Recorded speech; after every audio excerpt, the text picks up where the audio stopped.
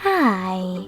In front of me is VIVO Y200 and today I would like to show you how you can set up screen lock.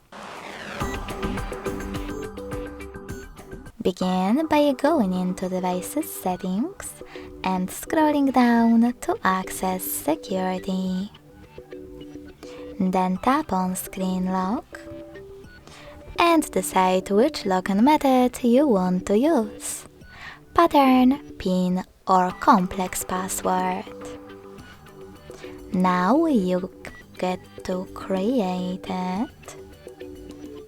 Select Next at the bottom right corner and repeat it in order to confirm it.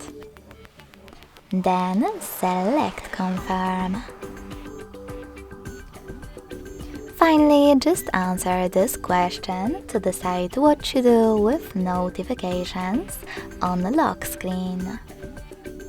When you finished, tap on Done. So finally, when I switch off my screen and turn it back on, I can see that pattern is now required. Thanks so much for watching. If you enjoyed this video, smash that like button, comment and subscribe. Bye!